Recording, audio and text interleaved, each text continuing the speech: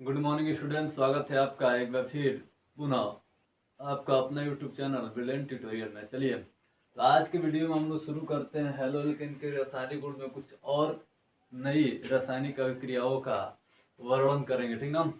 पहला इसमें रासायनिक अभिक्रिया है एल्कोहलिक साइनाइड अभिक्रिया। हम लोग पढ़ रहे हैं नाभिक में ही प्रतिस्थापन अभिक्रियाओं का उदाहरण।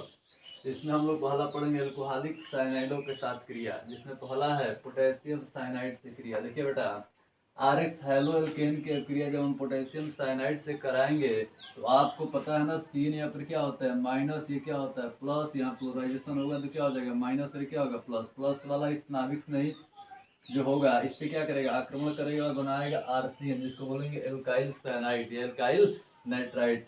ये एक्स के साथ जाएगा, क्या बनाएगा पोटेशियम हाइलाइट। देखो आर के स्थान पे हमने वैल्यू पुट किया CH3 और एस के स्थान पे क्या पुट किया Cl। इसका नाम क्या होगा क्लोरोमेथेन या मेथाइल क्लोराइड।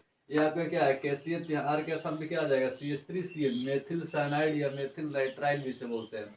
और KCl का नाम क्या होगा बेटा पोटेशियम क्लोराइड। इधर देखो सिल्वर साइनाइड से क्रिया RX और ये क्या AgCN, फिर यहाँ पे देखो ये माइनस और ये प्लस जाएगा, क्या हो जाएगा RNC alkyl isocyanide plus KS potassium halide. R के स्थान पे वैल्यू पुट किया CH3Cl तो क्या हो गया क्लोरोमेथेन AgCN सिल्वर साइनाइड। तो बेटा क्या बनेगा मेथिल आइसोसाइनाइड प्लस KCl। अब आपके माइंड में बेटा एक क्वेश्चन जा रहा होगा कि यहाँ भी CN था, यहाँ भी CN था, फिर प्रोडक्ट डिफर क्यों बन रहा है, यहाँ पे साइनाइड बन रहा है, यहाँ पर क्या बन रहा है आइसोसाइनाइड। तो बेटा देखो पोटेशियम साइनाइड और सोडियम साइनाइड जो होते हैं ना, ये आयनिक होते हैं। और ये आयनन द्वारा जो KCl है, जब इसका हम आयनन कराएंगे तो मिलेगा K प्लस और CN माइनस। ठीक है बेटा, अब CN माइनस से क्या हुआ यहाँ पर ऐड हुआ है। जबकि तुम्हारा सिल्वर साइनाइड होगा AgCN, ये तुम्हारा सहसंयोजक यौगिक है। और सहसंयोजक यौगिक में NC, ये जो N दिख रहा है इसके पास होता है ना इलेक्ट्रॉन युग्म देने की कैपेसिटी, क्योंकि आपको पता है ना बेटा नाभिक में ही क्या करता है इलेक्ट्रॉन युग्म का दान करता है। तो इलेक्ट्रॉन युग्म का दान करने में सक्षम कौन होता है नाइट्रोजन होता है। इसलिए नाइट्रोजन क्या करता है आक्रमण करता है इस कार्बन पे। तो पहले क्या जुड़ेगा N और N के साथ क्या जुड़ेगा C। इसको बोलते हैं बेटा क्या आइसोसाइनाइड। NC को बोलेंगे आइसोसाइनाइड और CN को बोलेंगे साइनाइड। तो दोनों डिफर क्यों हो रहा है, तो हम बेटा बताएंगे कि पोटेशियम साइनाइड एक आयनिक यौगिक है जो साइनाइड आयन देता है, इसलिए यहाँ पर प्रोडक्ट क्या बनेगा साइनाइड के रूप में बनेगा। और सिल्वर साइनाइड में सिल्वर साइनाइड जो होता है एक सहसंयोजक यौगिक होता है, जिसमें नाइट्रोजन परमाणु द्वारा क्या होता है इलेक्ट्रॉन युग्म का दान किया जाता है, इसलिए यहाँ पर बनता है आइसोसाइनाइड। एक बात और, ये दोनों नाभिक नहीं, ये भी नाभिक नहीं है और ये भी नाभिक नहीं है। तो CN जो होता है ना बेटा एम्पीडेंडेट न्यूक्लियोफिलिक या न्यूक्लियोफाइल होता है, नाभिक नहीं होता, उभय दंती नाभिक नहीं समूह होता है। देखो CN में C भी इलेक्ट्रॉन युग्म का दान कर सकता है और N भी इलेक्ट्रॉन युग्म का दान कर सकता है। यहाँ इलेक्ट्रॉन युग्म का दान कौन किया है N किया है, जबकि यहाँ इलेक्ट्रॉन युग्म का दान कौन किया है C किया है। ठीक है, तो एक ऐसा समूह जिसमें दोनों परमाणु इलेक्ट्रॉन युग्म का दान कर सकते हैं, तो ऐसे समूह को बेटा उभय दंती नाभिक रागी समूह कहते हैं। ठीक है बेटा, तो इन दोनों में कोई दिक्कत है, चलिए इसको नोट कर लीजिए। एल्काइल हाइलाइड की अभिक्रिया पोटेशियम साइनाइड के साथ कराते हैं तो एल्काइल साइनाइड या नाइट्राइल प्राप्त होता है। ठीक है बेटा, उसके बाद इन दोनों रिएक्शन को नोट करेंगे।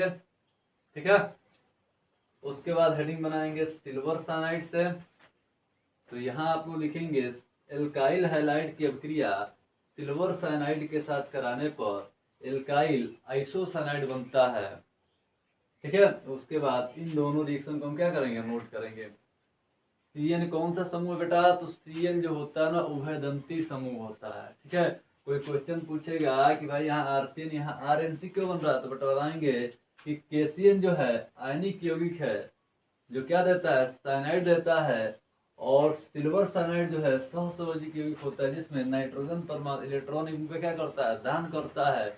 यही कारण है कि सिल्वर साइनाइड से अभिक्रिया कराने पर एल्काइल आइसोसाइनाइड मिल रहा है, जबकि पोटेशियम साइनाइड से अभिक्रिया कराने पे एल्काइल साइनाइड मिल रहा है। ठीक है, नोट कर लीजिए, तब हम अगले रिएक्शन की तरफ बढ़ते हैं। ठीक है,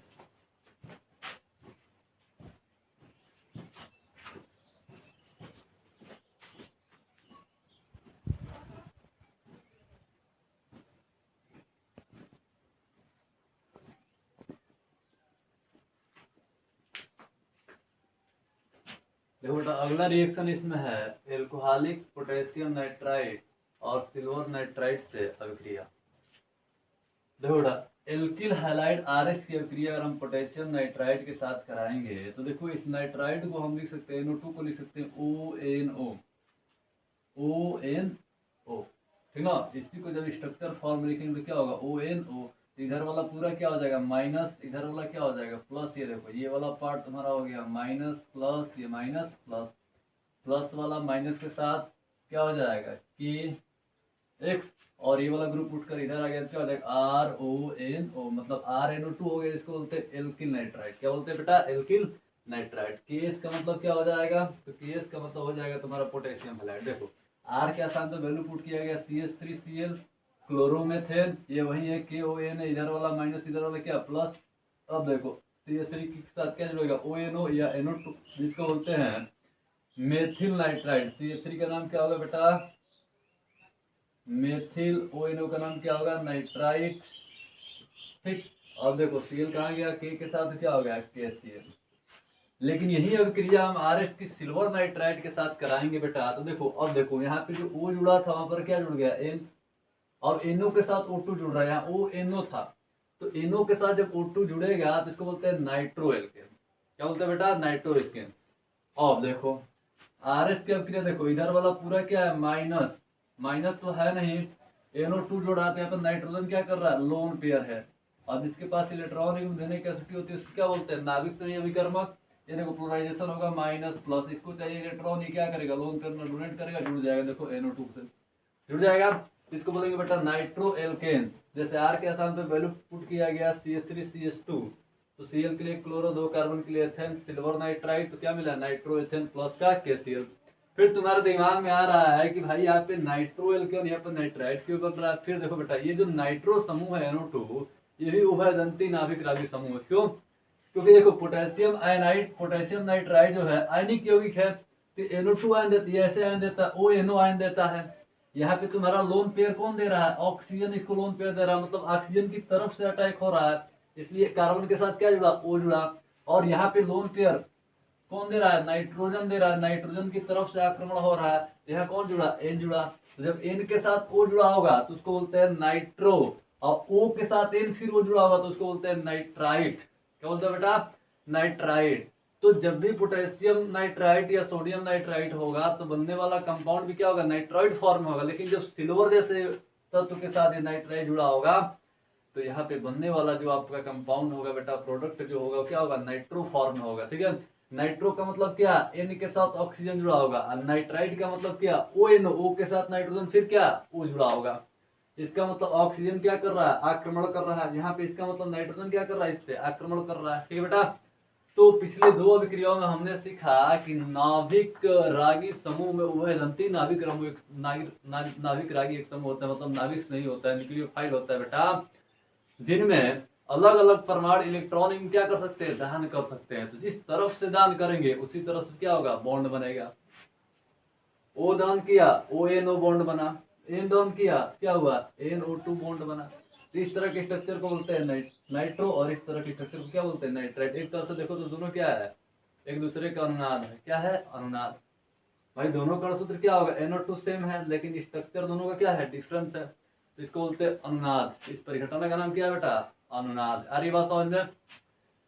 तो चलो इसको नोट कर लो, उसके बाद मैं बताता हूं आप लोगों को कि नाभिक रागी उभयदंती समूह क्या होता है। आ रही बात समझ में। इन दोनों को नोट कर लीजिए, आर की वैल्यू पुट करके बेटा अलग अलग रिएक्शन बनाओ, जितना रिएक्शन बनाओगे उतना ही क्या होगा क्लियर होगा।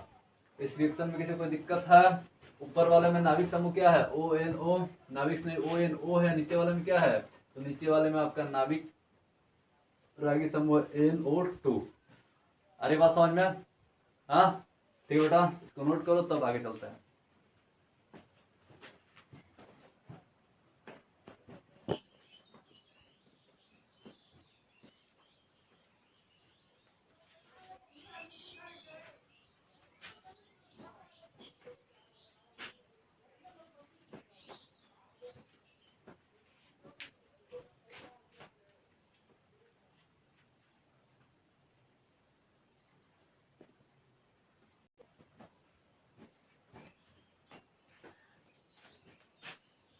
देखो बेटा, चलिए तो एक नोट्स बना लो, नोट में लिख लो उभयदंती नाभिक रागी समूह, इसको इंग्लिश से बोलते हैं एम्फीडेंडेंट न्यूक्लियोफाइल। ठीक है बेटा, देखो ऐसे नाभिक रागी मतलब ऐसे नाभिक स्नेही समूह जो दो विभिन्न स्थानों से भिन्न भिन्न परमाणुओं द्वारा अभिक्रिया कर सकते हैं, उन्हें उभयदंती नाभिक रागी समूह कहलाते हैं या नाभिक रागी समूह कहलाते हैं, कहते हैं। ठीक है बेटा, कहने का मतलब ये है बेटा कि कोई ऐसा नाभिक रागी जिसमें दो परमाणु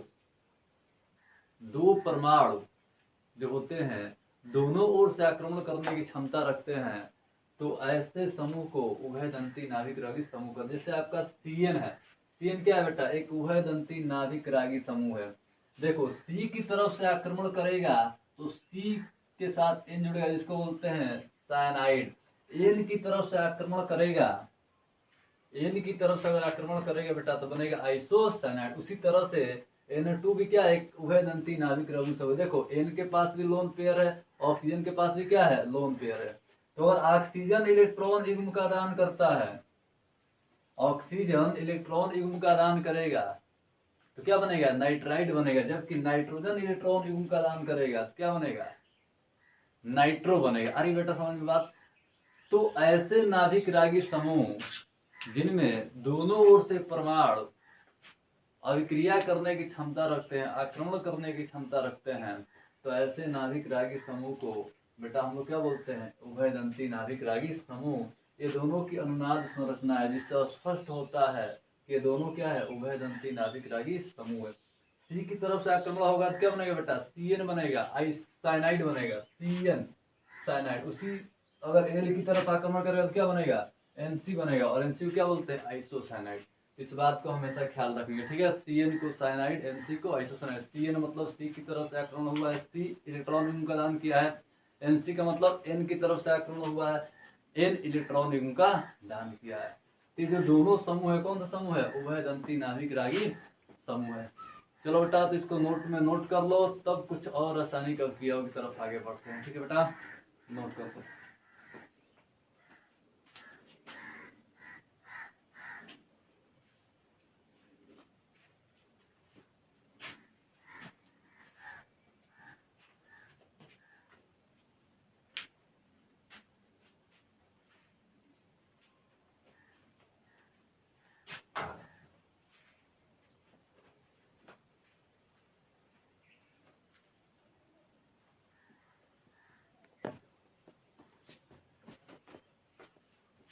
अगला हेडिंग है बेटा रासायनिक गुण में फ्रीडेल कार्ड्स अभिक्रिया। ये बहुत ही इंपॉर्टेंट रिएक्शन है जो एग्जाम में जो पूछता है बार बार। देखो बेटा, इस अभिक्रिया के लिए स्टेटमेंट क्या है? निर्जल एल्युमिनियम क्लोराइड की उपस्थिति में बेंजीन C6H6 की अभिक्रिया RX मतलब एल्काइल हैलाइड के साथ कराने पर एल्किल बेंजीन प्राप्त होता है। तो इस अभिक्रिया को बोलते हैं फ्रीडेल कार्ड्स अभिक्रिया। अब देखो अभिक्रिया कैसे हुआ है बेटा। ये है बेंजीन जिसका फॉर्मूला होता है C6H6 या इसका संकेतांक ये होता है। RX के साथ अभिक्रिया कराओगे तो बेटा होगा क्या? ये जो R है तुम्हारा, R क्या करेगा कि यहाँ से H का प्रतिस्थापन कर देगा। ठीक है बेटा, ये जो R है H का क्या करेगा? प्रतिस्थापन कर देगा। ठीक ना? तो R अंदर आएगा, H क्या होगा? बाहर जाएगा। तो देखो इस H के स्थान पे क्या जुड़ गया? R और प्लस का H हो गया। ठीक, और देखो बेंजीन का फॉर्मूला क्या होता है? C6H6। R के स्थान पे हमने लिया CH3 और H के स्थान पे क्या लिया? CH। तो CH3 देखो, अब CH3 क्या होगा? अंदर जाएगा तो एक H क्या हो जाएगा? बाहर चला जाएगा। क्या बना? C6H5CH3 प्लस का HCl। और बेटा ध्यान दो कि इस रिएक्शन में हुआ क्या है? R प्रवेश कर रहा है बेंजीन रिंग में, किसको विस्थापित करके? हाइड्रोजन परमाणु को। तो एक तरह से एल्किल मूलक R का यहाँ पे प्रवेश हो रहा है, हो रहा है कि नहीं हो रहा है? तो इस तरह से इस अभिक्रिया को एल्कलीकरण अभिक्रिया भी कहते हैं। आरी बात समझ में? फ्रीडेल कार्ड्स अभिक्रिया बहुत ही इंपॉर्टेंट रिएक्शन। इस अभिक्रिया के लिए तुम्हारा कैटलिस्ट क्या होगा? एल्युमिनियम क्लोराइड AlCl3 बेंजीन के साथ एल्काइल हैलाइड अभिक्रिया करेगा तो R प्रवेश करेगा, H क्या करेगा? बाहर जाएगा। मतलब R द्वारा हाइड्रोजन परमाणु को क्या होगा? विस्थापन होगा। तो इस तरह से इस अभिक्रिया को बोलते हैं बेटा एल्कलीकरण अभिक्रिया या फ्रीडेल कार्ड्स अभिक्रिया। आरी बात समझ में? चलो इसको नोट कर लो, तब अगले रिएक्शन की तरफ बढ़ेंगे। ठीक है,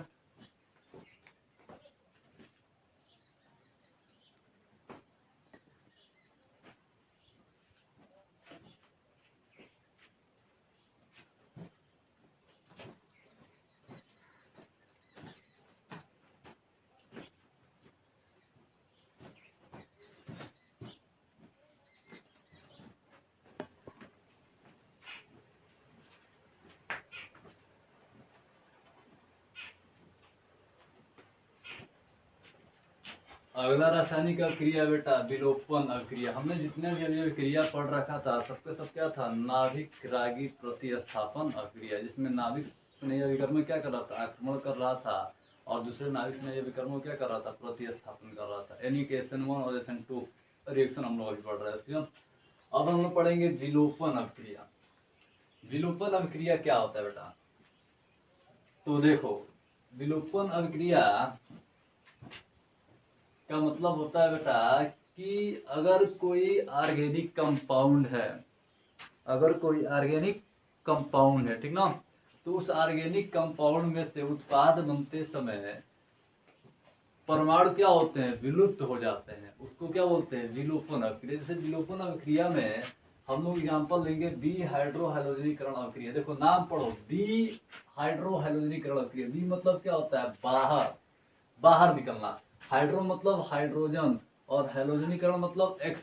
मतलब अगर किसी एल्काइल हैलाइड में से हाइड्रोजन के साथ हैलोजन बाहर निकल रहा है, तो उस अभिक्रिया को हम क्या बोलेंगे, बी हाइड्रोहैलोजनीकरण अभिक्रिया। जैसे लिखो स्टेटमेंट लिखा है, एल्किल हाइलाइडो को एल्कोहलिक पोटेशियम हाइड्रोक्साइड के साथ गर्म करने पर HX, देखो हाइड्रोजन के साथ क्या, X मतलब हाइड्रोजन का अणु बाहर निकल जाता है, तो इस अभिक्रिया को RX का बी हाइड्रो हाइड्रोजनीकरण अभिक्रिया कहते हैं। एक तरह से कौन सी अभिक्रिया, विलोपन, मतलब क्या हो रहा है, विलुप्त हो रहा है। क्या विलुप्त हो रहा है, HX का विलोपन हो रहा है। आ रही बात समझ में।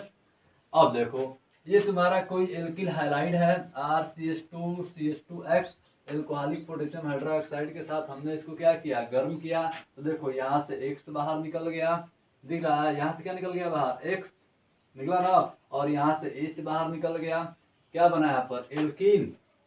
यहाँ पे बन गया बेटा एल्कीन, क्योंकि डबल बॉन्ड है, यहाँ पे बन गया KX पोटेशियम हाइलाइड, और जो H आ रहा है इस OH के साथ जुड़कर क्या बना रहा है, H2O बना रहा है बेटा। अरे बात समझ में। अब देखो मजे की बात यह है बेटा कि बी हाइड्रोजनीकरण जो हो रहा है एल्काइल हाइलाइड का, वो सहजैफ नियम के अनुसार होता है। इसमें एक लग जाता है रूल, सहजैफ रूल, सहजैफ नियम। देखो बेटा सहजैफ नियम यह कहता है कि यदि एक एल्काइल हैलाइड के बी हाइड्रोजनीकरण से दो एल्कीन बनता है, मतलब अगर किसी एल्काइल हैलाइड में से HX बाहर जा रहा है तो दो एल्कीन क्या हो रहा है, प्राप्त हो रहा है, तो वह एल्कीन ज्यादा मात्रा में प्राप्त होगा जिसके साथ एल्किल मूलक एल्काइल ग्रुप R की संख्या क्या होगी, ज्यादा होगी। आ रही बेटा बात समझ में। जैसे हमने एग्जांपल लिया यहाँ पे ब्रोमो ब्यूटेन का, 1 2 3 4, तो देखो बेटा यहाँ से तो ब्रोमीन फिक्स है कि बाहर निकलेगा, ठीक है, ब्रोमीन फिक्स है कि क्या होगा, बाहर निकलेगा। और यहाँ से हमने क्या किया, देखो यहाँ से हमने क्या किया कि ब्रोमीन को बाहर निकाल दिया, ठीक है बेटा, और यहाँ से हमने क्या किया कि हाइड्रोजन को बाहर निकाल दिया, तो क्या बना तुम्हारा CH3CH2 CH2। अब देखो ये द्विआबंध है, इसके साथ एल्किन मूलक कितना जुड़ा, एक CH3CH2, एक एल्किन मूलक होता है एथिल। ये कितना प्राप्त हुआ है, 20% प्राप्त हो रहा है। क्यों 20% प्राप्त हो रहा है बेटा, अब देखो नीचे यहीं पर अगर हमने से यहाँ से निकाला ब्रोमीन और यहाँ से निकाल दिया हाइड्रोजन, तो देखो कितने एल्किल मूलक हो गए, यहाँ पर एक एल्किल मूलक इधर है और एल्किल मूलक क्या है, इधर है। इसका मतलब नीचे वाले में एल्किल मूलक की संख्या क्या है, ज्यादा है, और ऊपर वाले में क्या है, कम है। ये ज्यादा मात्रा में प्राप्त होगा, ऊपर वाला क्या होगा, कम मात्रा में प्राप्त होगा। या आप जनरली कह सकते हैं बेटा कि देखो हम एक ना आपको सटीक ट्रिक बताते हैं। देखो बेटा क्रियात्मक समूह के साथ जो कार्बन होता है उसको बोलते हैं अल्फा कार्बन, ठीक, तो इधर वाला बीटा, इधर वाला क्या हो जाएगा, गामा। अरे बात समझ में। और देखो बेटा बात यह है ना कि मार्कोनिकॉफ का नियम याद करो। मार्कोनिकॉफ का नियम आप लोग याद करेंगे तो आपको दिखाई देगा कि HX वहां पर क्या हो रहा था, ऐड हो रहा था, तो उसमें से हाइड्रोजन परमाणु कहाँ ऐड हो रहा था, जहां पर हाइड्रोजन की संख्या क्या थी, कम थी, और H उसके बगल वाले में ऐड हो रहा था। तो ठीक वही नियम बेटा याद कर लो यहाँ पे, ठीक है। अब देखो ये मार्कोनिकॉफ नियम के अनुसार यहाँ पर ऐड है, ठीक है, या जनरली हम यहीं पे देख लेंगे। ये सहजैफ नियम यह कह रहा है कि HX को अगर हम बाहर निकालते हैं किसी एल्कीन में से, एल्काइल हैलाइड में से, तो होता क्या है कि दो प्रकार के एल्कीन प्राप्त हो रहा है। तो सहजैफ नियम यह कह रहा है कि वह एल्कीन ज्यादा मात्रा में प्राप्त होगा बेटा जिस एल्कीन में R की संख्या क्या होगी, ज्यादा होगा। तो देखो ऊपर वाले में R क्या है, केवल एक CH डबल बॉन्ड CH2, ये तुम्हारा हो गया एल्कीन, इधर देखो R कितना है, केवल एक है, C2H5। यहाँ से अगर निकाला गया हाइड्रोजन को तो देखो बेटा क्या हुआ, यहाँ पर लग गया डबल बॉन्ड, क्योंकि हाइड्रोजन कम हो रहा है तो बॉन्ड बन जाएगा, एल्कीन बन गया। और देखो एक एल्कीन मूलक इधर हो गया, दूसरा एल्कीन मूलक इधर हो गया, ये बन गया आपका 2 ब्यूटीन। इधर क्या है 1 ब्यूटीन, क्योंकि पहले कार्बन पे डबल बॉन्ड है तो 1 ब्यूटीन कम मात्रा में प्राप्त होगा और 2 ब्यूटीन क्या होगा, ज्यादा मात्रा में प्राप्त होगा, क्योंकि एल्काइल ग्रुप की संख्या क्या है, ज्यादा है। तो शेरजेफ नियम बेटा यह कहता है कि अगर किसी एल्काइल हैलाइड में से एचएस का अणु बाहर निकलता है, मतलब उसका डिहाइड्रोजनीकरण हो रहा है, तो सिंपल सी बात है एल्कीन कितनी बनेगी, 2 एल्कीन बन सकती है। तो वह एल्कीन ज्यादा मात्रा में प्राप्त होगा जिस एल्कीन में द्विबॉन्ड के साथ या द्विआबंध से जुड़े एल्किल मूलक R की संख्या क्या होगी बेटा, ज्यादा होगा। तो ये आपका शेरजेफ का नियम एग्जाम में आता है, इंपॉर्टेंट है। हमने इसको लिख दिया है कि इस नियम के अनुसार यदि एक एल्किल हैलाइड के डिहाइड्रोजनीकरण से 2 एल्कीन प्राप्त होती है तो वह एल्कीन अधिक मात्रा में बनती है जिसमें द्विआबंध से जुड़े कार्बन परमाणु पर अधिक संख्या में एल्किल समूह क्या होता है, उपस्थित होता है। देखो द्विआबंध से इस कार्बन के साथ कितने एल्किल मूलक है, केवल एक है, C2H5। इधर द्विआबंध से इस कार्बन के साथ, दोनों कार्बन के साथ देखो एक इधर एल्किल मूलक जुड़ा है और एक इधर एल्किल मूलक जुड़ा है, तो यहाँ एल्किल मूलक की संख्या ज्यादा है तो इसकी मात्रा भी क्या होगा, ज्यादा प्राप्त होगा। ठीक है, विहाइड्रोजनीकरण अभिक्रिया क्या होता है, तो एल्काइल हैलाइड में से अगर H और X बाहर जा रहा है, हाइड्रोजन के साथ क्या बाहर जा रहा है, X जा रहा है बाहर, तो उसको हम लोग क्या बोलते हैं, विहाइड्रोजनीकरण अभिक्रिया। वी मतलब बाहर, हाइड्रो मतलब हाइड्रोजन, हाइड्रोजनीकरण मतलब क्या होता है बेटा, X होता है। तो देखो यहाँ से X बाहर गया बेटा, K के साथ KX हो गया, यहाँ से H बाहर गया तो OH के साथ क्या बना लिया, H2। HX क्या हो रहा है, बाहर निकल रहा है, और HH का बाहर निकलना क्या कहलाता है बेटा, विहाइड्रोहैलोजनीकरण अभिक्रिया। और HF किस नियम के अनुसार बाहर निकलेगा, तो शेरजेफ नियम के अनुसार बाहर निकलेगा। शेरजेफ नियम बेटा क्या होता है, एक बार और सुन लो। कह रहा है कि अगर किसी एल्काइल हैलाइड में से HX बाहर निकल रहा है, मतलब उसका डिहाइड्रोजनीकरण हो रहा है, तो 2 एल्कीनें क्या होगी, प्राप्त होगी। तो वह एल्कीन ज्यादा मात्रा में प्राप्त होगी बेटा जिस पर द्विआबंधित कार्बन परमाणु से एल्कीन समूहों की मात्रा क्या होगी, ज्यादा होगी। ठीक है बेटा, तो आज के वीडियो में बस इतना ही। एनसीईआरटी में बहुत सारे क्वेश्चन दिए हैं, सबको सॉल्व करते रहिए। जो क्वेश्चन नहीं आ रहा है उसको कमेंट बॉक्स में कमेंट कीजिए। वीडियो अगर आपको अच्छा लगे तो वीडियो को लाइक, सब्सक्राइब और ज़्यादा से ज़्यादा शेयर कीजिए, ताकि कोविड काल में ज़्यादा से ज़्यादा बच्चे इससे लाभान्वित हो सके। ठीक है, तब तक के लिए धन्यवाद।